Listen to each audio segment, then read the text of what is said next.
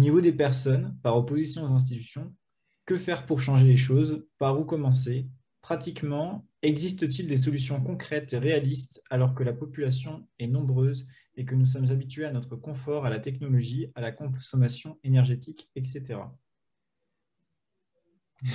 Ah, alors, je commence, mais Jean-François sans doute aura envie de compléter.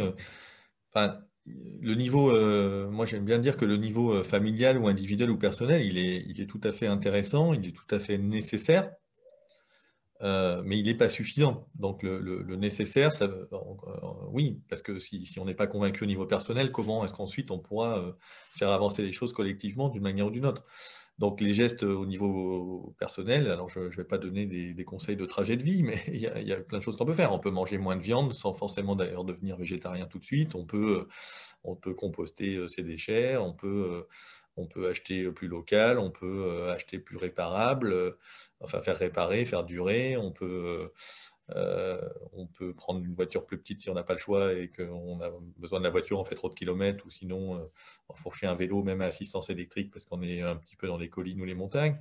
Voilà, il y a plein de choses comme ça qui peuvent être faites. Et puis après, on monte à l'échelon un peu au-dessus, on va dire l'échelon un peu collectif, territorial. Bah là, ça peut être ça peut être entrer dans une association, ça peut être effectivement, alors l'association, je ne sais pas ce qu'elle fait, mais elle peut s'opposer aux grands projets inutiles du coin, elle peut interpeller sa mairie ou sa métropole, elle peut créer une association, un Repair Café, un truc d'informatique libre, ça peut être d'accompagner des enfants en sortie enfin, il y a des millions de choses à faire.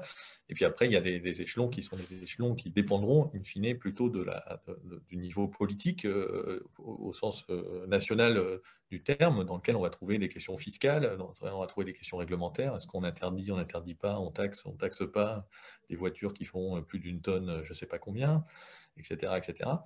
Et voilà, pour moi, c'est tout l'échelon qui doit un peu bouger en même temps. Et voilà, il va y avoir des craquements, il va y avoir des difficultés, mais voilà, effectivement, il y a plein de choses à faire au niveau personnel aussi. Ouais. Ben, je suis tout à fait d'accord avec ce que vient de dire Philippe. Effectivement, les deux échelons, individuel et aussi agir au niveau de la société. Une petite anecdote, il y a 15 ans, j'habitais en Angleterre, on est allé rencontrer un député pour l'interpeller sur le changement climatique. Il nous avait dit, vous êtes avec un groupe d'une association dont je faisais partie, les Amis de la Terre. Il nous avait dit, vous êtes les premières personnes qui venaient me voir pour un problème qui n'est pas personnel, c'est-à-dire il rencontrait tout le temps des gens qui venaient pour un problème de travail ou d'autre chose, et il nous disait, vous êtes les premiers à venir l'interpeller. Donc, on l'avait marqué à ce point-là, de ce point de vue-là, ces députés, mais vous voyez que si vous allez prendre rendez-vous avec votre député, vous pouvez tout à fait le faire, allez le voir, allez leur dire que c'est des sujets qui vous interpellent, écrivez-leur,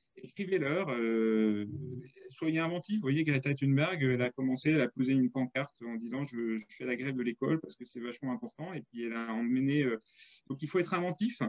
Je rajouterai un point supplémentaire à ce qu'a dit Philippe, mais ça c'est en tant que chrétien, c'est de prier.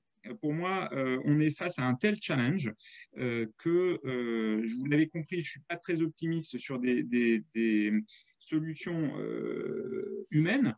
Bien sûr, Philippe a tout à fait raison.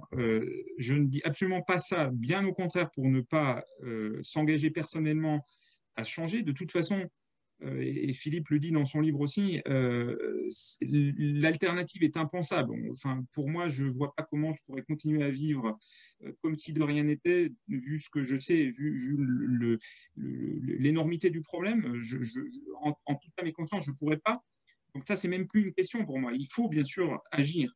Mais au-delà, face à ce désespoir, désespoir, c'est pas le bon terme, mais plutôt l'absence d'espoir de solution humaine, vu tout ce que j'ai expliqué depuis 15 ans, où je vois pas vois des pistes de solutions, mais et je peux me tromper, je ne suis pas en train de dire que ça va se passer forcément mal, mais à vue humaine, je suis assez pessimiste sur les solutions, et donc je place ma confiance en Dieu et je demande à Dieu d'intervenir. Parce que dans les exemples que j'ai cités, je crois aussi à la possibilité d'une intervention de Dieu quand on se repent, sincèrement, quand on reconnaît qu'on a eu tort. Collectivement, je pense qu'on peut s'attendre à ce que Dieu entende nos prières.